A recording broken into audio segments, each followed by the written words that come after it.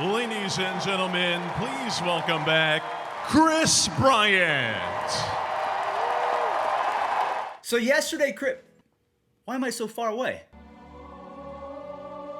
I don't know what just happened with my camera, but yesterday we saw Kris Bryant return to Chicago, and we saw him get a little teary-eyed. And other than that, a lot of things happened yesterday. An Orioles pitcher maybe thought that he was playing football. He decked Lourdes Gurriel Jr. The Phillies and the Yankees are trying their absolute best to miss the playoffs, and Shohei Ohtani, he had a very roller coaster day yesterday. Now, the first thing I want to talk about is some very unfortunate news. Wander Franco is going to be out for the next 2 to 3 weeks with a hamstring injury, and this came after he got on base for the 39th consecutive game in a row. Just again, he's not going to be able to add to that until possibly 2022, because I don't think that the Frank Robinson record counts in the playoffs. Either way, let's talk about the Tigers versus the Rays game yesterday. Miguel Cabrera was 8 for his last 8 consecutive base hits, and then makes it 9 in a row as he is now sitting at 2,973 base hits. Michael Wacha was really good for the Rays yesterday.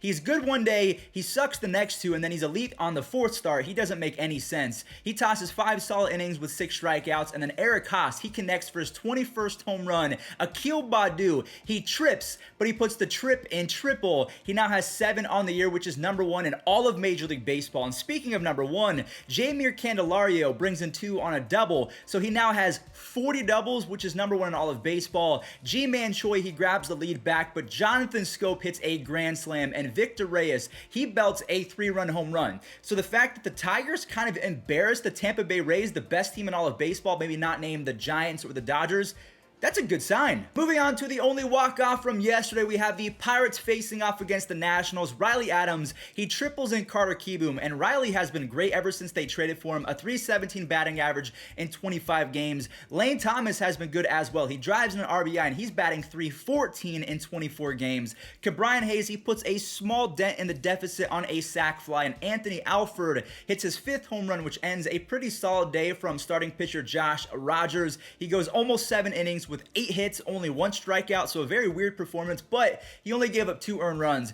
Colin Moran ties it up on a ground out, and Ke'Bryan Hayes, he walks it off. He stays hot. He is now hitting .370 over his last 7 games. I thought that he was going to run away with Rookie of the Year, but he might not even finish top 3. I shouldn't say this, but I kind of feel bad for the Padres because yesterday's game 1 against the Dodgers starts off their horrific end to the season where they play nothing but teams above 500. So you have Tatis robbing Max Muncy.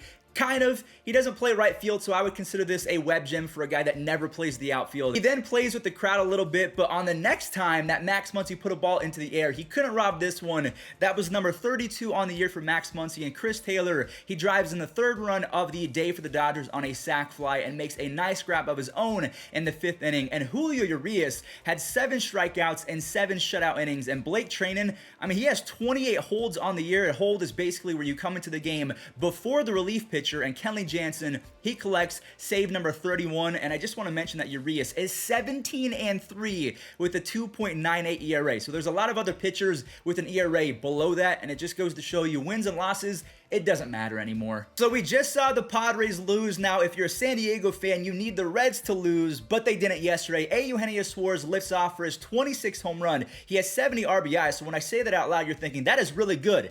The guy has a 63 OPS plus and a negative 1.7 WAR, so he has been horrible. Nolan Arenado, he saves a run in the 3rd inning on this barehanded grab, but he can't rob this one. Joey Votto, the 38-year-old phenom, he hits number 30, now has 325. He passes Frank Robinson for 2nd all-time for a Reds player. Yadi comes in clutch. Both of the old guys, they come in huge, and it's tied going into the 9th inning when Jose Barrero knocks in Aquino, and then you have DeShields adding an insurance run as Michael Gibbons, he strikes out 2 for his 7th save. So the Padres and the Reds, they're neck and neck yet again. This was one of the more embarrassing losses for the Phillies that I can remember because they need to switch up the momentum. They're on a 3-game losing streak, and it turned into 4. One of the most lopsided games of the year. German Marquez, the pitcher for the Rockies, he caps off a 3-run second with an RBI, and then he pitches a gem, 6 strikeouts and 6 shutout innings. And Trevor Story somehow hits a home run after being fooled. He is just that strong, and CJ Cron goes back-to-back. He now has 27 home runs and a 3.2 WAR. He then singles in Chuck Nasty, and Elias Diaz, or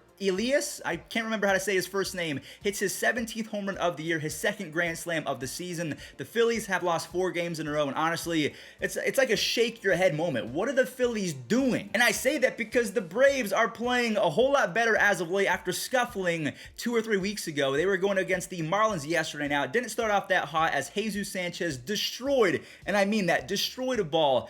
But Miami will shut out the rest of the game. So you have to tip your cap to Ian Anderson for settling down. Trevor Rogers was dealing up until the 5th inning when pinch hitter Adrianza drives in an RBI on a single, and Jorge Soler, he clears them after he brings in 2, and then an error scores the 3rd run, and then Atlanta gets another run from an error. So Miami, they were all over the place defensively yesterday. Ian Anderson, he punches out 9 in 5 innings, and then Arcia adds a little insurance run. They didn't even really need it because they won 6-2. Duvall and Soler have been monsters since they were traded for. Good for them, because I thought the season was going to be over after Ronald went down with that knee injury. But good for the Braves. They are playing great. You know who's not playing great right now? The New York Yankees. Joey Gallo, I thought that this was going to be one of the throws of the year because he throws a C to nab Jonathan Villar. But Gary Sanchez, I'm not sure what he was doing, because if this was a game of tag, he would have lost. So he misses it, and Jonathan Villar is able to score. Gallo does come back for a home run, so that would have been a pretty good 15-20 minutes of kind of saving face for Yankees fans because they're almost over Joey Gallo. Momentum completely shifts in a nightmare 3rd inning. The Mets score 5, and everything was going right. And I just want to mention, as a scorn Indians fan, Lindor looks really good in the black uniforms, and Javier Baez, he doubles in another run. Tyler McGill, I forget how to say his name every other week. I know he has a brother that plays for the Cubs, I think. He goes 7 innings on 10 strikeouts, only 1 walk. So they send the Yankees to 7 consecutive losses in a row, and they're lucky that the Blue Jays lost because the Yankees, they're due, and if they're going to make the playoffs, they got to get a win streak started today. So because we just talked about the Mets, which was kind of the final NL team from yesterday, let's talk about the wild card standings. So because the Padres lost and the Reds won, they are tied yet again for 2nd place in the wild card. The Mets take a W, so they gain a game on the Phillies and the Cardinals. They're all within 4 games. Now, let's go ahead and show a small little clip of Hyde, the Orioles manager, yelling at Robbie Ray for, what is he doing? First out of the inning. He's hollering at Robbie Ray.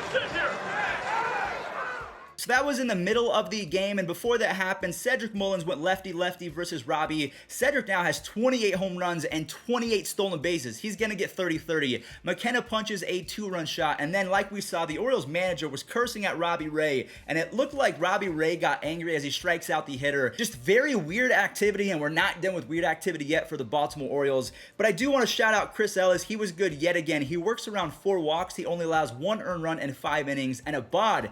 What is this guy doing? He decks Lourdes Gurriel Jr. Like, this was clear. It's not like he accidentally ran into him. He lifted his arm and shoulder checked him, and I'm hoping that Lourdes is going to be all right. Just, again, very strange activity from a bottom feeder franchise. Anthony Santander hits a 110-mile-per-hour 3-run bomb off of Julian Merriweather, who just came back from injury. This was a really huge win for Baltimore. They're only 48 games below 500 now. Great job. The Mariners versus the Diamondbacks. This was a very fun and polite game because every time one team scored, that same team allowed the other to score, so it was just very polite. You have J.P. Crawford hitting a home run, and then Henry Ramos blasting his first career home run at 30 years old. Then you have Tom Murphy hitting a home run off of Bumgarner, and then Carson Kelly ties it up on a sac fly. Ty France singles in Dylan Moore as Marco Gonzalez carved up the Diamondbacks yesterday. Well, kind of. He did allow 3 runs, but he allowed 0 earned runs on only 1 walk. Seth Beer, he delivers in his first ever plate appearance. I feel like his jersey sales are going to skyrocket, of course, because his last name is Beer. Steckenrider delivers with his 8th save of the year, and the Mariners pick up a W 5-4. The White Sox versus the Red Sox. This is a battle of the top drawer. We all keep our socks in the top drawer. If you don't, you are weird. Jose Abreu hit his 29th home run of the year, a 3-run laser beam. He now has 107 RBIs. Xander Bogaerts makes a pretty cool catch in the 4th, but Luis Robert decides to hit it away from Xander Bogaerts. He hits a ball that is 2 feet out of the strike zone for an RBI, and Bobby Dahlbeck, my goodness, 11 home runs now, 34 RBIs, and 126 at-bats in the second half. Rodon was pretty solid. He did allow that 1 run to Bobby, but he had 7 strikeouts, no walks in 5 innings. Kimbrel strikes out 2 in the 8th, and Cesar Hernandez helps Liam Hendricks lock down his 34th save. So the Red Sox, they lose again. The A's versus the Rangers. You have Murphy and Andres driving in 2 after a single and a hit by pitch, and Starling Marte Marte drives in a run on a single, and Matt Olson delivers. He clears the bases on a double down the right field line. So that's 3 RBIs, and Marte delivers on an RBI triple in the fourth. He is batting .344 and has the most base hits ever since he was traded for the last 37 games. Matt Olson brings in Starling Marte for his 4th RBI, and Harrison drives in 2 to make it 10 runs. So here's how the wild card is shaping up in the American League. The Red Sox, Yankees, and Blue Jays all lost yesterday, and the Mariners and the A's won. So Toronto, they're only a half game back of second place in the wild card, and then the Seattle Mariners as well as the Oakland Athletics, they're 1 game back of everyone. This is going to be nuts. Yesterday, we saw Shohei Ohtani hit his 43rd home run of the year, a 3-run, 114-mile-per-hour missile. Just unfortunately, he was not as sharp on the bump. Bregman, Yordan Alvarez, and Carlos Correa drive in 3 in the 3rd inning, and Shohei Ohtani ends up allowing 6 earned runs on the day. His ERA jumps from sub-3 to 3.36. I wish that we could have said, this guy, he led the league in home runs and had a sub-3 ERA, but that's probably not going to happen. Joe Adele, his triple turns into a Little League home run, and Alex Bregman, his sac fly in the 7th gives him 8 RBIs over his last 3 games, and the Astros have outscored their opponents by almost 180 runs this year. The Giants versus the Cubs. We haven't really talked about Frank Schwindel as of late, but he wanted to stop by and say hello with the home run. Kyle Hendricks only allows 1 earned run in 6 innings, but Chris Bryant's former team could not hold the lead and also could not score anything for Mr. Hendricks. The bullpen imploded. Lamont Wade Jr. drives in an RBI. Longoria hits a 2-run shot for his 11th. He now has a 145 OPS plus. Brandon Belt does the same, a 2-run home run. He has a 143 OPS plus, and the bullpen for San Francisco throws 9 innings and gives their starters a break. They're first in almost everything, the Giants bullpen. The Brewers, this is an easy game. Bobby Bradley, he singles in 2, and that's literally it for Cleveland as Milwaukee punches us square in the face. You have Urias hitting a 2-run home run, Eduardo Escobar with the solo shot, Lorenzo Cain, this was a grand home run, a grand slam, 430 feet off the bat of Locaine. Escobar does it again, so he has a home run from both sides of the plate as Hauser only allowed 1 base hit and worked around 5 walks to allow that 1 single run. Milwaukee is 10th in runs scored and they're 3rd in team ERA, so they're going to get it done on both sides of the plate. And then last but not least, the Royals versus the Twins. Andrew Benintendi, he has been Benny Biceps over the last week. He's been a machine. He starts off the game with a 3-run ding-dong, and then Byron Buxton, wait for it,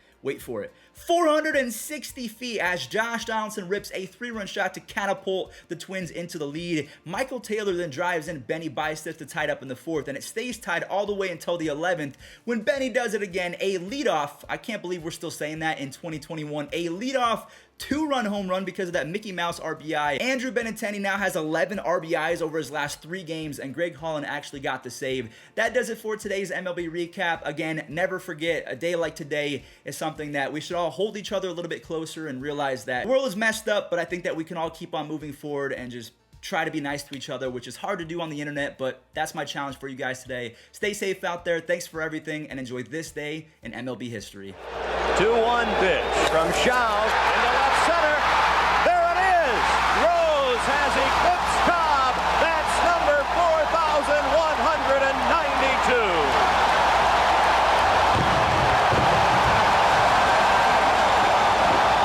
2-0. There it is.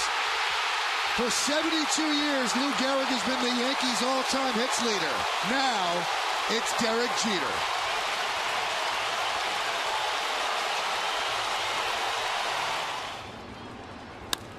Fernandez, left field, it's deep!